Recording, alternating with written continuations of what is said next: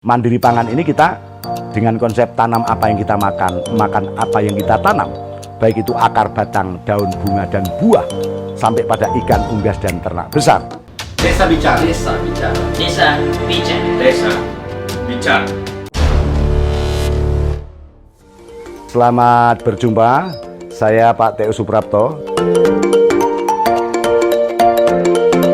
dari Juglutani Yogyakarta yang beralamat di Dusun Mandungan 1, Desa Margoluih, Kecamatan Segan, Kabupaten Sleman, Daerah Istimewa Yogyakarta.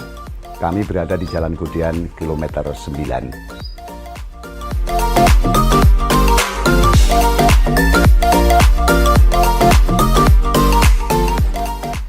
Teman-teman sekalian, saudara se-Nusantara, Juglutani itu didirikan dan diresmikan tanggal 19 Januari tahun 2008, diresmikan oleh Sri Sultan Hamengkubuwono ke-10 pada hari Sabtu Legi bertepatan dengan tanggal 19 Januari 2008 itu. Dan apa yang menjadi visi dan misi daripada Juglutani?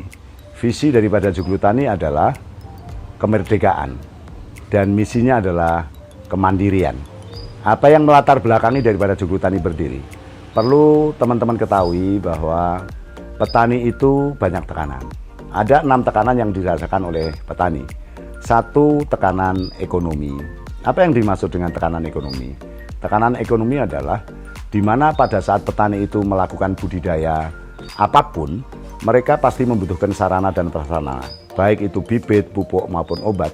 Tetapi dikala petani itu membutuhkan sarana, ada bibit, mereka membeli, pupuk mereka membeli, obat-obatan pun membeli. Pada saat petani itu membeli kepada pihak penjual, baik penjual itu yang sifatnya adalah pabrikan ataupun dia sebagai pengecer ataupun sebagai distributor, pasti dia adalah orang yang menentukan harga. Karena memang yang terjadi hukum pasar seperti itu. Siapa pemilik produk pasti akan menentukan harga. Tetapi dikala petani itu mempunyai produk, akan menjual kepada konsumen, karena mereka menjualnya itu kepada tengkulak, tidak langsung pada konsumen, akhirnya yang menentukan harga bukan si petani, si pemilik produk, tetapi yang menentukan harga adalah pembelinya. Ini yang namanya tekanan ekonomi. Yang kedua, pada saat petani itu melakukan budidaya khususnya pertanian, kebanyakan pupuk yang mereka gunakan sudah terlanjur meninggalkan pertanian yang lestari alam, pertanian organik, pertanian yang secara alamiah. Mereka sudah terlanjur terkena program yang namanya pertanian konvensional, sehingga mereka membutuhkan pupuk yang pupuk itu adalah pabrikan, dan kebanyakan pupuk itu adalah pupuk kimia. Dampak daripada penggunaan pupuk kimia yang berlebihan itu menjadikan lahan menjadi rusak, atau boleh dikatakan kurang asupan bahan organik, menjadi miskin unsur hara.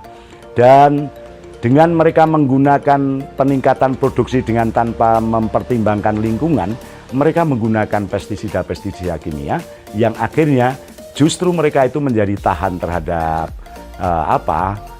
obat-obatan, dan mereka menjadi hama semakin malah merajalela. Sebagian wilayah di Indonesia itu juga semakin kurang air, bahkan mereka kesulitan air. Inilah yang dikatakan tekanan alam yang kedua. Karena kita tidak bersahabat dengan alam, akhirnya alam menekan kita. Yang ketiga, adanya tekanan sosial. Anak-anak muda saat ini tidak bangga menjadi petani. Mereka tidak ingin seperti orang tuanya yang dia lihat kondisinya. Mereka anggap adalah petani itu kotor, petani itu miskin, petani itu kasta yang paling rendah. Sehingga mereka tidak senang bertani karena tidak menarik. Kenapa enggak menarik? Yang dia lihat adalah hal-hal yang kurang. Itu menjadi statusnya dianggap sosialnya rendah, sehingga menjadi tekanan sosial. Sedangkan yang keempat, ada yang dikatakan tekanan budaya. Budaya yang dimaksud itu bukan kesenian ya. Budaya itu adalah budi dan daya. Olah dan pikir antara otak, hati, dan ucapan tindakan itu satu. Pertanian itu juga budaya, karena dia adalah budidaya. Dimana kalau kita bicara soal budidaya, pertanian itu tidak bisa lepas dengan peternakan. Mengapa demikian? Karena limbah dari pertanian itu akan menjadi awal peternakan menjadi pakan ternak. Sedangkan limbah daripada ternak, kotoran hewannya akan menjadi awal pertanian dengan proses adanya dekomposer tadi, mereka akan menjadi pupuk. Itu yang dikatakan simbiosis mutualismenya di situ. Nah, itu yang diputus. Sehingga seharusnya limbah dari pertanian untuk pakan ternak, mereka ternaknya tidak menggunakan dari limbah itu. Bahkan limbah tanaman padi bisa jadi dibakar, yang akhirnya ternaknya justru diberikan pakan yang pabrikan. Lalu juga kotoran daripada hewan itu dia tidak gunakan, tapi mereka malah jual juga untuk membeli pupuk kimia. Ini namanya pemutusan siklus. Itulah budaya yang sudah berjalan sejak kakek nenek moyang kita, diputus oleh sebuah kepentingan kapitalis atau boleh dikatakan kepentingan individual yang mereka ingin memperdaya pada masyarakat petani. Itu yang namanya tekanan budaya dengan istilah tamu mengatur tuan rumah. Ini sudah hancur. Nah, yang kelima adalah tekanan global, pasar bebas. Yang namanya era globalisasi, mau tidak mau, suka tidak suka, kita pasti akan juga terkena dari dampaknya. Kalau kita tidak profesional, kita tidak mau meningkatkan sumber daya manusia, yang terjadi adalah kita menjadi semakin malas, kita menjadi konsumtif, dan kita semakin terjajah. Itu yang dikatakan tekanan global. Kalau kita tidak mau meningkatkan skill kita tetap akan kalah di dalam bargaining kita.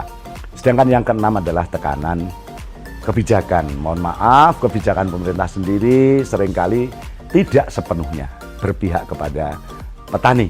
Sehingga dikala hasil pertanian, khususnya 9 bahan pokok, kalau ada di pasar itu harganya naik, pasti pemerintah melakukan adanya operasi pasar dengan harapan tidak boleh harga itu tinggi supaya itu diturunkan. Nah, sehingga ini akan membuat konsumennya tidak terjangkau, maka ada operasi pasar, harganya harus dibuat yang murah. Siapa yang terbebani? Petani. Karena apa? Dikala harga itu murah, pemerintah juga tidak mengadakan operasi untuk supaya dinaikkan. Ini yang namanya kebijakannya juga tidak adil. Nah, ini dari latar belakang yang pertama, kenapa Joglo Tani berdiri. Lalu yang kedua ada alasan yang lebih penting lagi.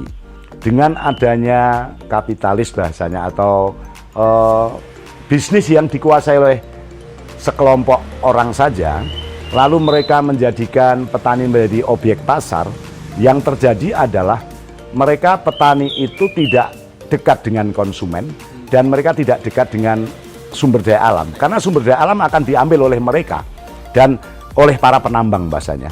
Penambang atau itu akan mesti mengepul, dikumpulkan kepada pengepul, lalu pengepul akan diserahkan kepada penampung yang akan menyetorkan ke pabrik, sehingga pabrik inilah nanti yang akan mengolah bahan mentah yang dari alam itu untuk lalu dikemas dan dipasarkan, dengan pasarnya lewatnya adalah rantai pasar panjang. Siapa itu? 1 distributor, 2 agen, 3 pengecer, baru sampai kepada petani. Sehingga biaya semua terbebankan kepada petani. Celakanya lagi, petani tidak mau membuat sebuah korporasi. Mereka tidak mau membuat kelompok yang benar-benar satu pintu. Dikala petani punya produk hasil daripada budidaya, panennya dia tidak menjual ke konsumen, tapi mereka menjualnya kepada tengkulak. Dan tengkulak sendiri itu juga tidak langsung dijual kepada konsumen, karena mereka juga cari untung, dia akan menyerahkan kepada pedagang besar.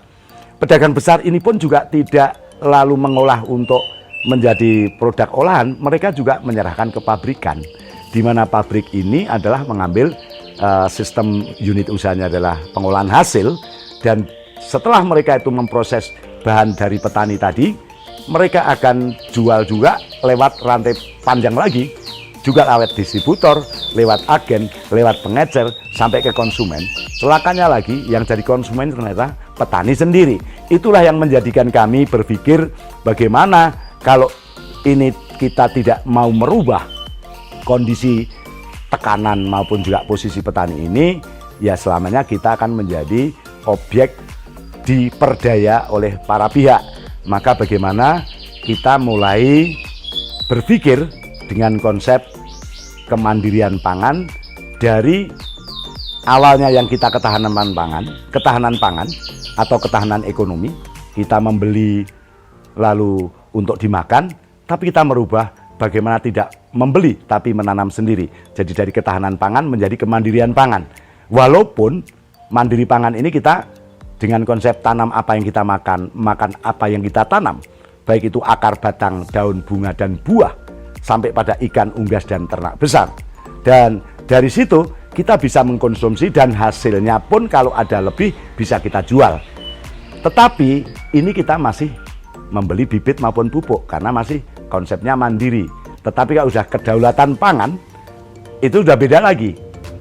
Bibit, pupuk, obat buat sendiri, untuk budidaya sendiri, dimakan sendiri, kita jual kalau ada sisa, itu namanya daulat. Jadi tahapannya maka kita harus mulai dari ketahanan pangan, bisa membeli, bisa makan dari kita membeli, merubah kepada kemandirian pangan dengan konsep tanam apa yang kita makan, makan apa yang kita tanam. Berikutnya nanti kita bisa meningkat lagi kepada kedaulatan. Dari budidaya itu hulu hilir kita siapkan sendiri.